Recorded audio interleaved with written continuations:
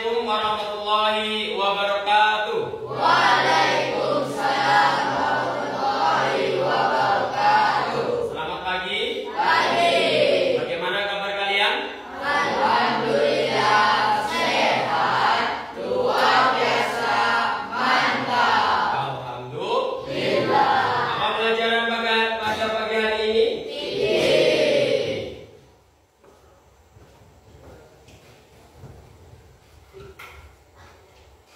Baik, sebelum pelajaran dimulai, ada yang tidak hadir, sakit? Ada, siapa? Fatir. Kemana?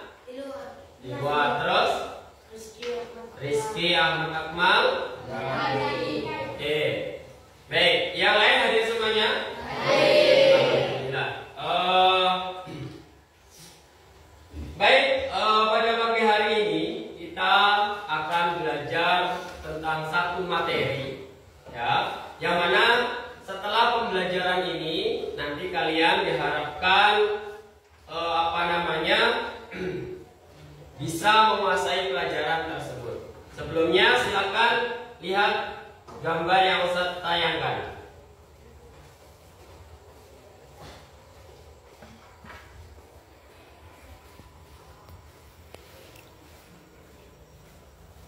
Kelihatan? Ya. Kalau lihat gambar ini, kira-kira apa yang ada di benak kalian? Wudu. Wudu itu ngapain? Bersuci. Bersuci ada bahasa kerennya apa bersuci? Iya, pintar. Tohar. Pada pagi hari ini kita akan membahas tentang tohar. Nah, dalam taharah yang akan kita bahas meliputi pengertiannya, kemudian apa yang digunakan taharah itu biasanya pakai apa? Air. Kita akan bahas juga air, jenis-jenis airnya. Selain pakai air, kira-kira ada nggak yang bisa digunakan untuk taharah? Apa? Selain itu? Batu. Oke, batu. Batu itu yang bagaimana aja nanti juga itu kita akan bahas. Kalian juga harus tahu. Kemudian selain batu ada enggak? Benda-benda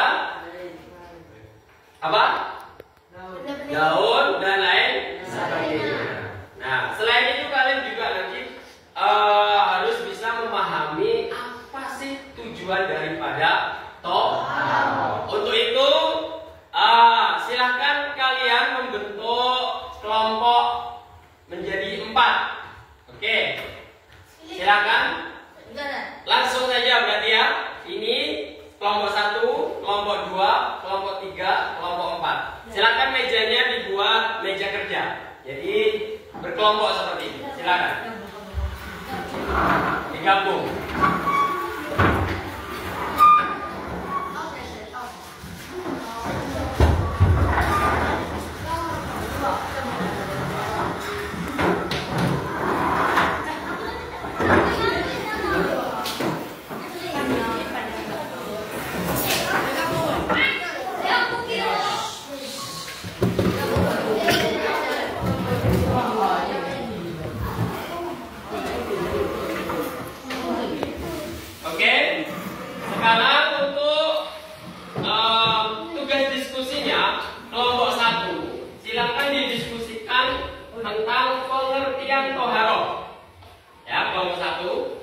Didiskusikan apa itu pengertian toharo, ya, apa itu toharo secara bahasa, apa itu toharo secara istilah. Nanti didiskusikan di kelompoknya. Kemudian kelompok 2 berdiskusi tentang macam-macam air, ya, kedudukan air, jenis-jenis air itu ada berapa, yang bagaimana. Silakan nanti didiskusikan. Kemudian kelompok 3 mendiskusikan tentang batu, ya, batu yang bisa digunakan toharoh, itu syarat-syaratnya apa saja dan lain sebagainya. Oke, dan yang terakhir adalah mendiskusikan tentang apa sih hikmah atau tujuan atau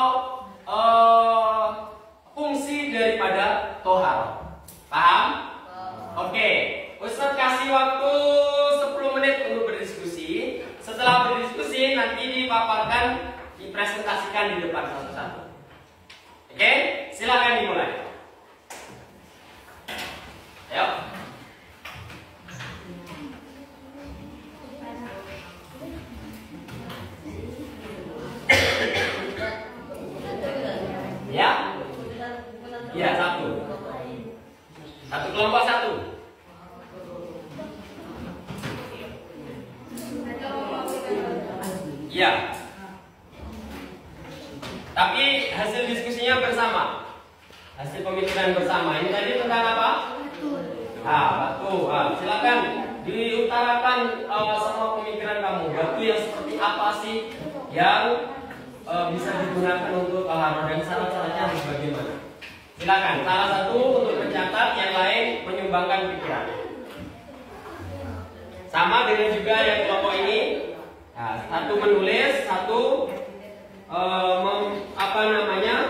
mengutarakan isi pikirannya, apa sih hikmah daripada taharah itu.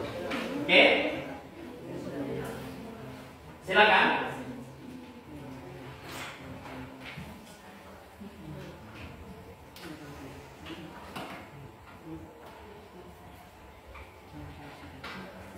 Siapa bagian nulis? Oke, silakan. Utarakan satu-satu pendapatnya. Iya. Taharah. Enggak apa-apa pakai suara.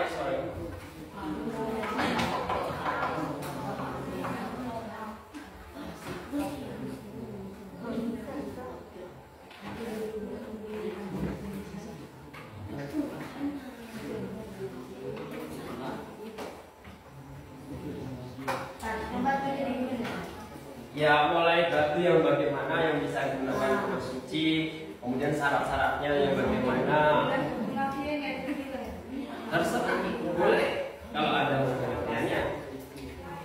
Yang penting hasil dari pemikiran kalian.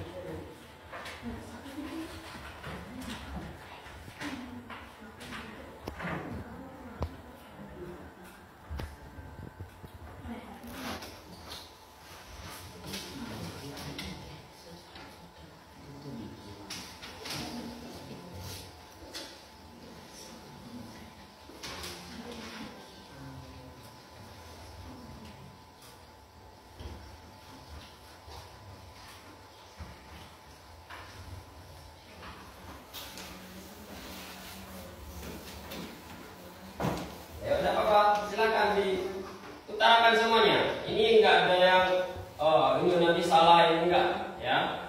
Pure pemikiran kalian, pendapat kalian, keluarkan. Nanti untuk benar salahnya nanti kita akan cocokkan bersama. Ayo.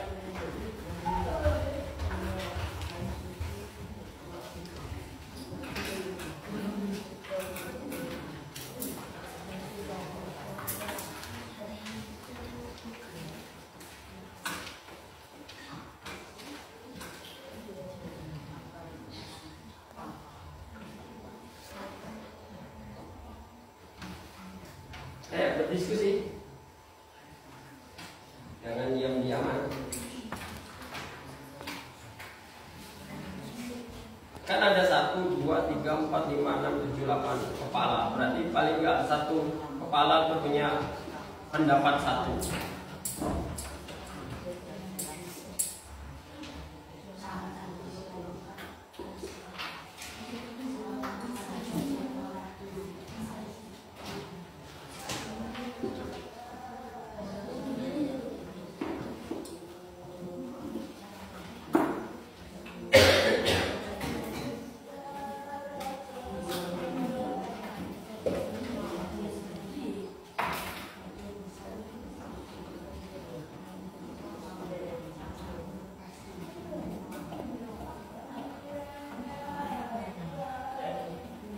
Oke, sudah? Sudah? Kelompok 1 sudah? Sudah. Kelompok 2? Belum. Kelompok 3? Belum. Kelompok 4? Belum. Ayo. Masih bisa tunggu.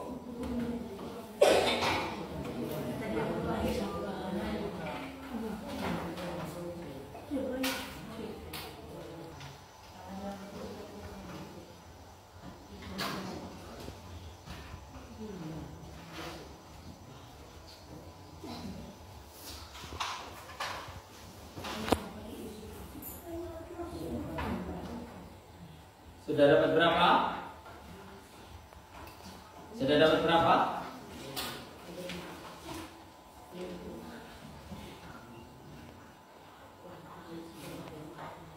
Sudah dapat berapa? 3.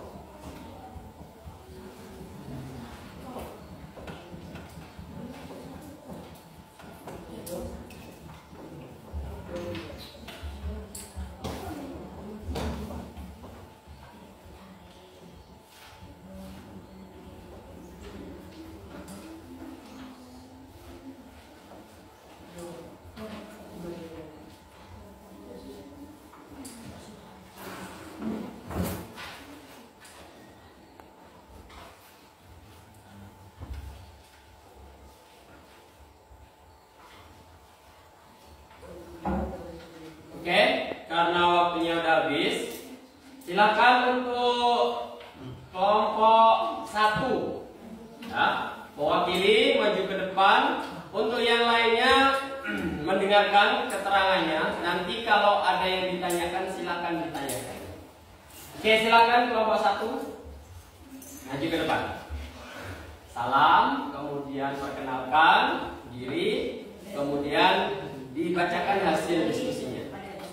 Assalamualaikum warahmatullahi wabarakatuh. Waalaikumsalam warahmatullahi wabarakatuh. Kenalkan, nama saya Rika Samudayadi, asal Langas Sekian, Dari kelompok dari kelompok 1. Saya akan membaca tentang tuang hasil diskusi. pengertian tuang secara bahasa. Tuang adalah bersuci. Pengertian tuang secara istilah mensucikan tubuh dari najis besar dan najis kecil. Oke, sudah. Ya, terima kasih untuk kelompok 1 diakhiri dulu. Salam. Assalamualaikum warahmatullahi wabarakatuh. Waalaikumsalam warahmatullahi wabarakatuh. Oke, itu adalah presentasi dari kelompok 1. Pengertian toharoh tadi apa? Bersuci. Secara istilah mensucikan tubuh dari hadas besar dan najis. Oke. Dari kelompok lain ada yang ditanyakan masalah seputar tentang pengertian toharoh? Ada enggak? Toharoh itu diambil dari kata bahasa apa? Oke, silakan kelompok 1. Toharoh itu diambil dari bahasa apa? Ada yang bisa jawab kelompok 1? Diambil dari bahasa Arab. Diambil dari bahasa Arab. Udah? Ada yang lagi? Oke. Ada yang lain? Oke, bagus sekali pertanyaan dari kelompok 3, yaitu apa? Toharoh diambil dari bahasa apa? Nah, ternyata tetap dari bahasa Arab. Oke, ada pertanyaan lagi? Nggak ada? Oke, berarti toharoh itu berasal dari bahasa Arab yang punya arti bersuci. Secara istilah apa tadi? Mensucikan tubuh dari hadas dan najis. Oke, selanjutnya akan dibahas materi yang kedua, yaitu oleh kelompok 2 tentang air yang digunakan untuk toharoh. Silakan salah satu kelompok 2 untuk mewakili presentasi ke depan. Perkenalkan, salam dulu. Perkenalkan dari kelompok mana, akan bahas apa? Silakan. Assalamualaikum warahmatullahi wabarakatuh. Waalaikumsalam warahmatullahi wabarakatuh.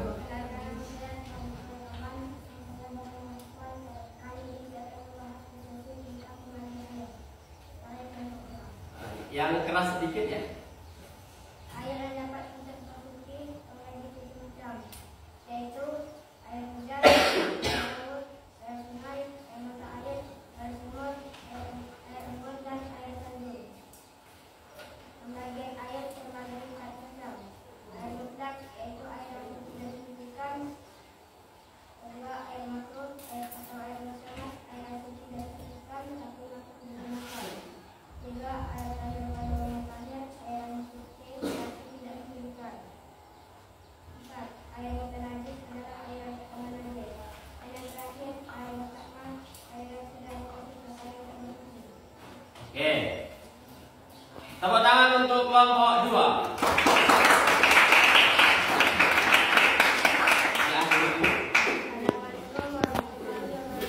Waalaikumsalam. Itu tadi kelompok 2 membahas tentang jenis air sama kedudukan air. Ada yang ditanyakan? Kelompok yang lain silakan. Ada yang ditanyakan seputar air tadi? Ada enggak? Hah? Ada enggak? Enggak ada? Enggak ada? Yakin? Oke, berarti tadi apa? Air, jenis-jenis air, ada air apa yang bisa digunakan untuk bersuci? Air hujan, embun, salju, iya, apa lagi?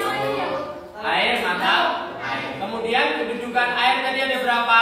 Ada 4. Yang pertama, air mutlak. Air mutlak itu yang bagaimana? Oke, kemudian air apa? Air yang makruh. Air yang bagaimana itu?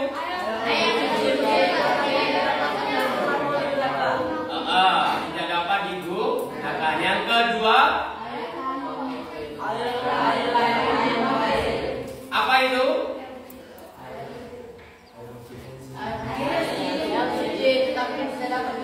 Air yang suci tapi tidak bisa mensucikan. Contohnya apa? Ada nggak dikasih contoh tadi? Oke, lanjut.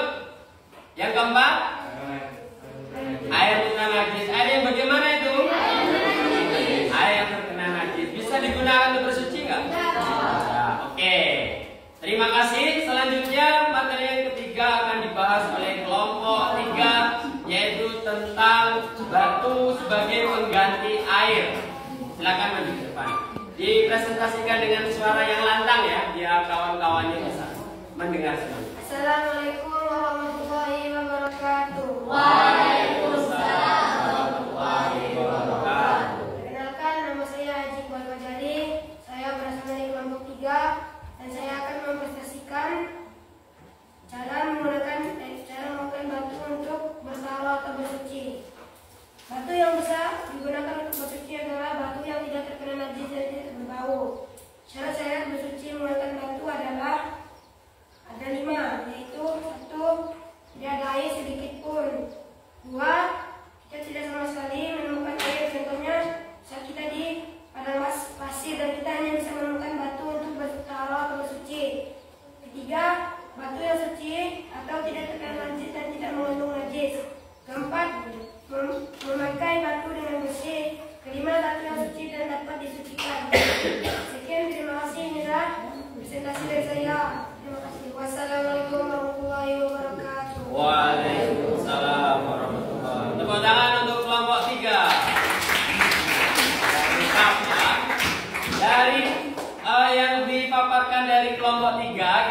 yang ditanyakan nggak? Ada kelompok lain yang bertanya seputar batu? Ada nggak? Mungkin ada masalah-masalah ketika di asrama kalian dan lain sebagainya. Kayak batu seperti ini bisa nggak digunakan? Boleh ditanyakan ke kelompok 3, ada nggak? Ayo, silakan. Tidak usah malu-malu bertanya. Ya, silakan dari kelompok 1 diwakili oleh saudara Yadi. Kalau batu bara bisa. Batu bara bisa nggak digunakan untuk bersuci? Silakan kelompok 3. Batu bara Bisa. bisa, alasannya Asal bersuci. suci. Batu bara itu keras nggak? Keras. Keras. Sudah memenuhi syaratnya? Sudah. Bisa. Tapi bahaya nggak? Kenapa bahaya? Panas. Ya panas kalau dikasih api panas. Ada itu keras. Kalian pernah lihat batu bara nggak? Yang biasa untuk bakar sate itu? Arang. Enggak, yang dari batu, Itu, oke. Udah bisa diterima jawabannya? Bisa tapi berbahaya. Oke. Ada yang lain? Kelompok yang lain mana? Kelompok 2, kelompok 4. Dari tadi belum ada aktif-aktifnya. Ada enggak? Oke, kalau nggak ada, kita lanjut yang kelompok 4. Silakan perwakilan untuk maju ke depan. Kelompok 4 silakan. Ayo berbagi tugas. Kelompok 4 harus aktif. Mana kata cuma bisa? Abdul. Nggak apa-apa. Ya salah nggak apa-apa. Ya. Silakan. Kelompok 4. Nah, tepuk tangan untuk kelompok 4. Oke, silakan perkenalkan kemudian dari kelompok mana. Ulangi yang benar. Waalaikumsalam warahmatullahi wabarakatuh. Kenalkan nama saya Muhammad Rizky Pratama dari kelompok 4. Hikmah dari pembelajaran Toharo. Toharo adalah agar kita tahu pelaksanaan Toharo dan tujuannya agar kita tahu cara bersuci dari hadas kecil dan besar. Dua aja. Ya. Yang kedua apa tadi? Tujuan agar kita tahu cara bersuci dari hadas kecil dan besar. Oke. Ya, silakan ditutup dulu. Ya. Sekian, wassalamualaikum warahmatullahi wabarakatuh. Waalaikumsalam warahmatullahi wabarakatuh. Tangan untuk kelompok 4. Baik. Dari presentasi kelompok 4, ya, ada yang ditanyakan, silakan bertanya. Angkat tangan dulu. Ya, dari kelompok 3. Pengertian Toharo secara bahasa apa? Itu tadi ku pilihnya kelompok 1. Oh iya. Itu ada apa tadi? Tujuan atau manfaat daripada toharo. Oke, kelompok 2 dulu ya. Silakan kelompok 3 disusun lagi pertanyaannya. Menurut syarat. Apa? Menurut syarat. Menurut cara itu tadi sebenarnya untuk kelompok 1. Ini tadi kelompok 4 membahas tentang manfaat atau tujuan daripada toharo. Nah, silakan. Ya, kelompok 3. Manfaat Toharo itu apa? Manfaat toharo tadi kan sudah disebutkan. Ya, selain dari itu nih.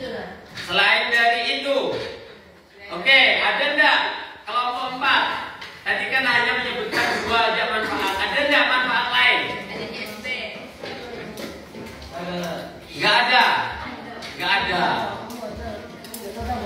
Enggak ada kelompok 3. Kira-kira kelompok 3 mau menambahin enggak kalau ada?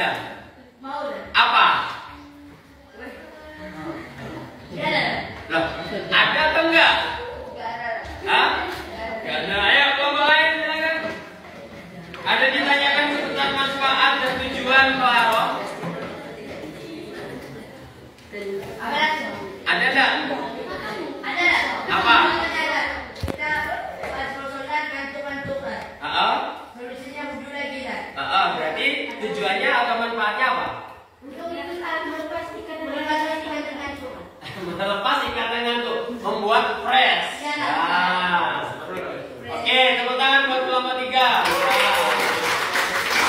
Oke, ada lagi? Ada lagi? Gak ada? Oke, tepuk tangan untuk kita semuanya. Support semuanya. Meski Ustaz belum menjelaskan, kalian udah mampu menjelaskan dan penjelasan kalian itu benar semuanya. Ya, hanya mungkin kurang sedikit, tapi itu udah bagus. Siapa tadi yang menyimpulkan? Kita semua. Oke, kali ini saya akan bahas tentang toharoh. Oh, nggak muncul. Bentar ya, yang gangguan.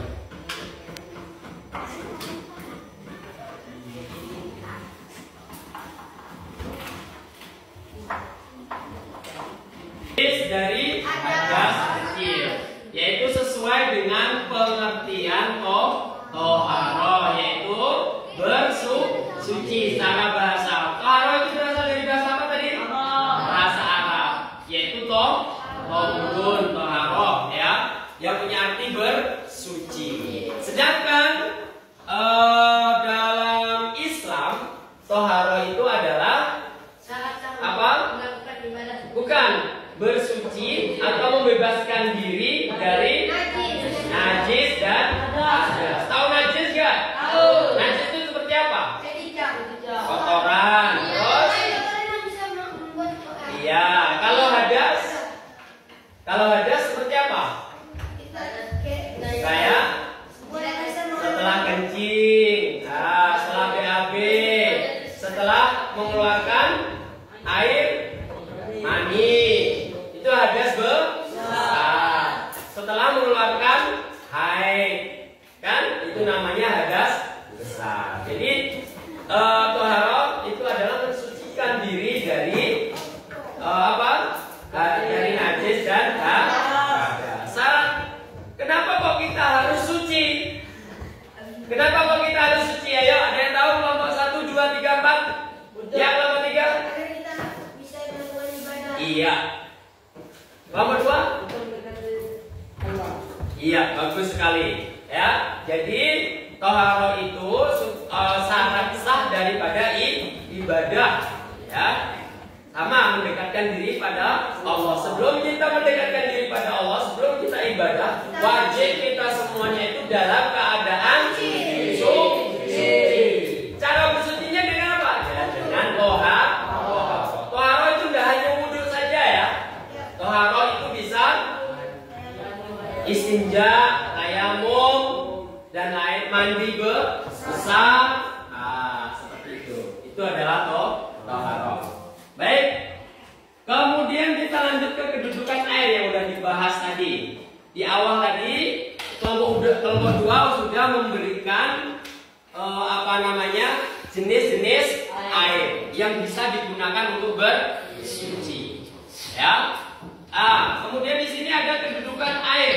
Nah, kedudukan air itu yang pertama adalah sumber utama, atau air adalah sumber utama dalam bersuci. Jadi air yang suci dan mensucikan, sebagaimana sudah diterangkan tadi kelompok 2, ada berbagai macam. Ada apa air aja? Apa? Mutlak, terus? Bukan. Yang itu tadi jenis-jenis yang di awal tadi yang bisa digunakan untuk bersuci. Air sungai, air laut. Oke. Iya. RS.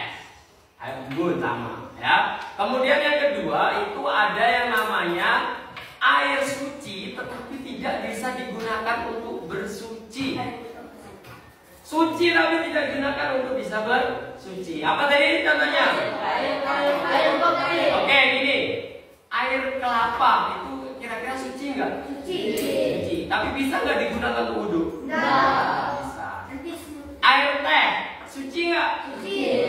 Tapi bisa nggak kamu wudhu pakai teh? Kemudian apa lagi? Air Floridina. Suci nggak? Kalau nggak suci ngapa boleh diminum kan gitu? Tapi bisa nggak kita wudhu pakai Floridina? Nggak boleh. Itu adalah air suci yang tidak bisa digunakan untuk bersuci. Nggak bisa kamu, kena teh cicak kamu siram pakai Floridina, nggak suci, nggak hilang. Paham?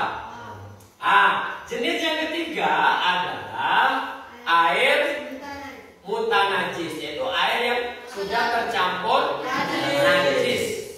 Namanya air mutanajis. Ini boleh nggak digunakan untuk bersuci? Kenapa? Ya, karena sudah terkena. Nggak bisa. Ini hati-hati. Jangan sembarang kalian kalau bersuci itu pakai air yang nggak tahu jelas. Jadi dilihat dulu. Bagaimana Ustaz untuk mengetahui mana air yang mutanajis? Dilihat. Rupanya berubah nggak warnanya? Kemudian dicium. Baunya berubah nggak? Sifatnya. Kayak misal ya air teh. Air teh kan? Awalnya itu air sama teh. Kalau airnya saja itu bisa digunakan untuk bersuci, tetapi setelah dicampur dan berubah warna itu tidak bisa digunakan untuk bersuci. Paham? Kalau mutanajis ini malah lebih ya, air yang sudah tercampur dengan barang-barang najis. Seperti apa? Air cicak atau kotoran loh, termasuk situ. Ya, tai. Terus apa lagi? Bangkai. Biasanya kan di toren-toren atau tonggoren-tonggoren kan sering dimasukin apa? Tikus, akhirnya mati di dalam. Nah, kalau kamu berwudu kok ada bau-bau bangkai. Ini berarti sudah nggak bisa digunakan untuk bersuci. Itu adalah kedudukan daripada air. Jadi ada berapa? Ada tiga. Pertama, air suci mensucikan. Air suci tidak mensucikan. Kemudian air mutanajis atau air yang tidak bisa digunakan untuk bersuci. Ada satu lagi jenis air yang makruh untuk digunakan. Namanya air musammas. Yaitu apa? Air yang suci yang terjemur matahari. Biasanya dalam perahu kan panas, kena sinar matahari, paparan matahari. Ini kalau panas ini berarti nunggu dulu, biarkan dia dingin dulu. Biasanya kan keran kalau lama nggak dipakai kan panas, biarkan ngalir dulu. Ini makruh. Namanya makruh itu apa? Kalau dikerjakan tidak berdosa, tapi kalau ditinggalkan malah mendapat pahala. Jadi sah nggak kalau wudhu pakai air panas itu? Ya sah-sah saja. Ya, cuma kamu nggak dapat pahalanya. Seperti itu. Sampai sini Pak? Oke, kita lanjut ke pembahasan yang ketiga. Tadi jenis-jenis batu, ya. Batu itu bisa digunakan untuk mengganti air. Ya. Bagaimana syarat-syaratnya? Sebagaimana tadi yang pertama apa? Harus keras. Ya, nggak boleh batu-batu yang licin. Harus keras batunya. Ya, harus keras. Kemudian berapa jumlahnya? 5. Ya, minimal 3. Itu bisa digunakan untuk membersihkan apa? Badan. Ya, digunakan ketika untuk setelah kan kencing, setelah BAB. Jadi kamu ambil batu, kamu apa kan? Kok dianjurkan bukan? Digosok 1, ya buang, ambil lagi 2, 3. Itu caranya ya. Paham? Jadi harus minimal ada 3 batu. Kemudian batunya harus dalam keadaan suci. Ya. Kemudian nggak boleh apa tadi? Basah. Batunya tidak boleh basah. Kemudian najis yang mencret. Kalau mencret nanti kena semuanya. Tadi yang kering-kering aja. Seperti itu. Oke. Yang keempat yaitu selain batu ada benda-benda yang diperbolehkan, yaitu benda-benda apa? Yang padat, ya seperti daun. Apalagi? Biasanya kalau di toilet ada apa? Tisu itu juga termasuk padat, ya. Bisa untuk digunakan bersuci. Kemudian apa lagi? Kain.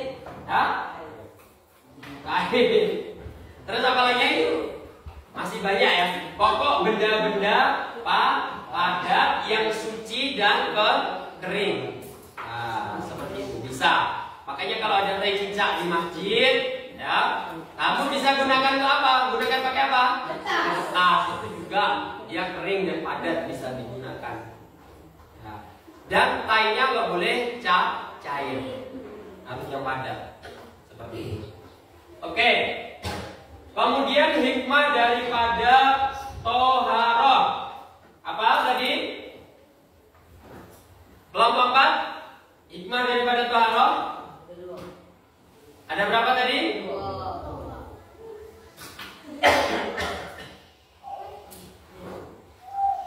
Ada 2. Apa tadi disebutkan? Ada enggak yang masuk ke dalam sini? Kelompok 4? Tidak ada. Coba dibaca kelompok 4.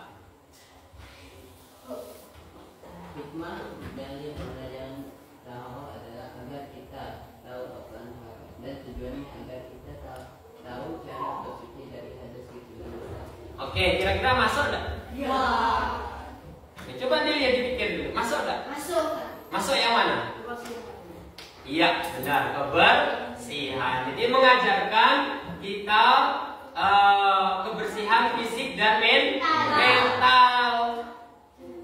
Jadi toharoh itu mengajarkan kita supaya tidak kurang, tidak punya banyak kurang. Kalau kita bersihkan, kita nggak mungkin dihinggapi kurang. Yang kurapan ini berarti masih kurang bersih, masih kurang.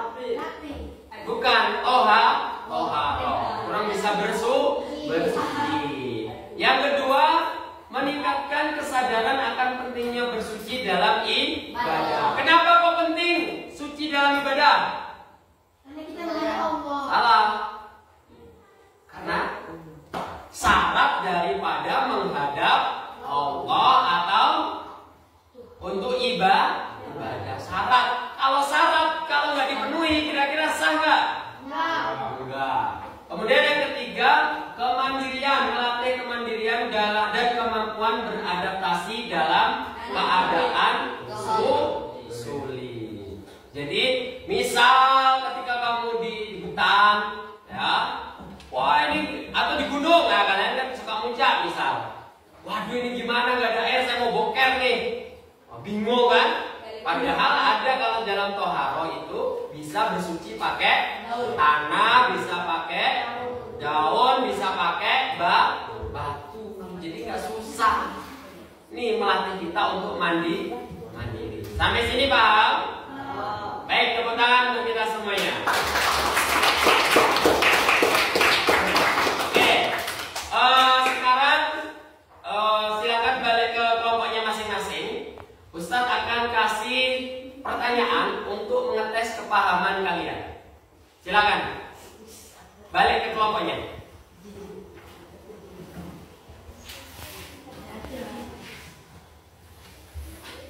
Oke. Pertanyaan yang pertama, silakan ditulis. Ya.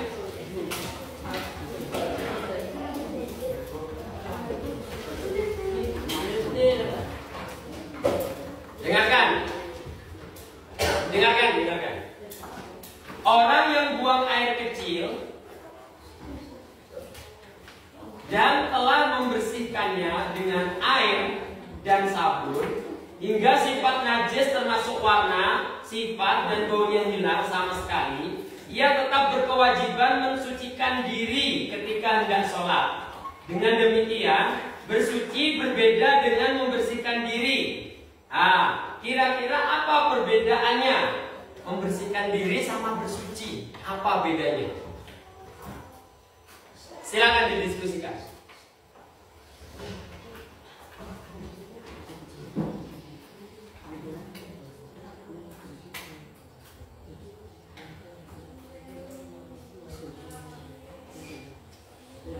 Oke, ada yang bisa jawab?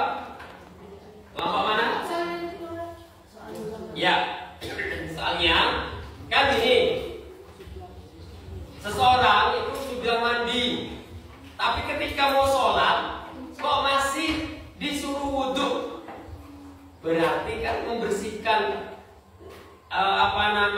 bersuci sama dengan membersihkan diri sama bersuci itu kan berbeda. Apa bedanya? Ya, kelompok 3. Kalau bersuci itu menghilangkan dari hati asal najis kan. Kalau membersihkan diri itu kan menghilangkan kotoran biasa. Oke, tepuk tangan buat kelompok 3. Kemudian soal yang kedua. Di musim kemarau panjang sulit dijumpai air dan batu untuk bersuci. Demikian pula terkadang juga tidak ditemukan isu ranting dedaunan kering yang suci untuk menggantikan air dan batu sebagai alat bersuci. Yang kita temukan batu bata dan paving. Sebelum kita menggunakannya sebagai alat pengganti bersuci, maka harus lebih dulu dikaji untuk menemukan kesamaan antara batu dan batu bata atau paving. Lakukan prosedur untuk analogi untuk memutuskan boleh tidaknya batu bata atau paving sebagai alat bersuci.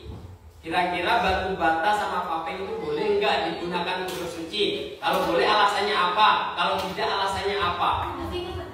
Paving itu adalah yang dicetak tuh dari pasir tuh. Kayak di lantai, kayak lantai tapi cetaknya pakai pasir. Yang semen. Iya, semen. Ayo, kelompok 1, 2, 3, 4. Boleh kan? Boleh, kelompok 3, silakan. Boleh alasannya?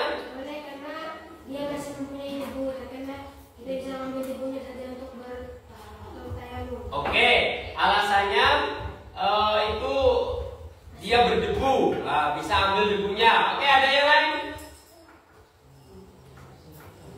Boleh atau tidak?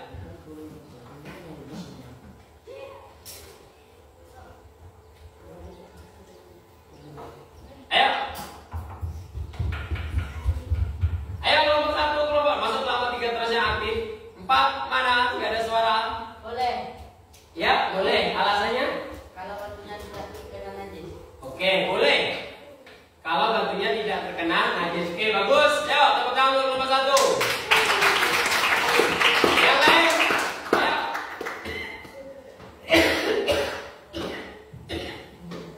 Boleh jawab tidak loh.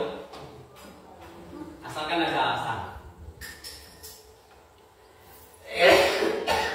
Ayo, boleh nggak? Boleh. Boleh. Kenapa? Asal suci. Sama dengan dia. Kelompok 1. Ayo. Boleh karena dia padat. Kan tadi sarannya gitu. Selain untuk mengganti air, selain batu, asalkan dia padat. Batu bata padat apa enggak? Padat, cukup padat untuk bisa digunakan bersuci. Oke, pertanyaan yang ketiga. Kenapa penggunaan air secara tepat untuk bersuci dapat menjaga kelangsungan hidup manusia? Kenapa penggunaan air secara tepat untuk bersuci dapat menjaga kelangsungan hidup manusia? Kenapa? Angkat tangan.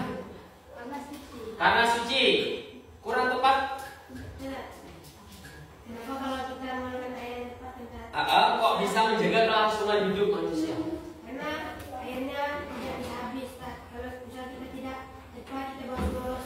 Iya, pintar sekali, betul. Tepuk tangan buat kelompok 3. Ya.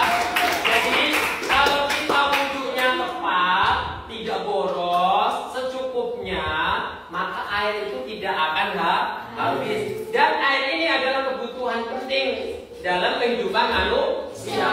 Kalau habis, udahlah tamat riwayat manusia. Nah, tapi kalau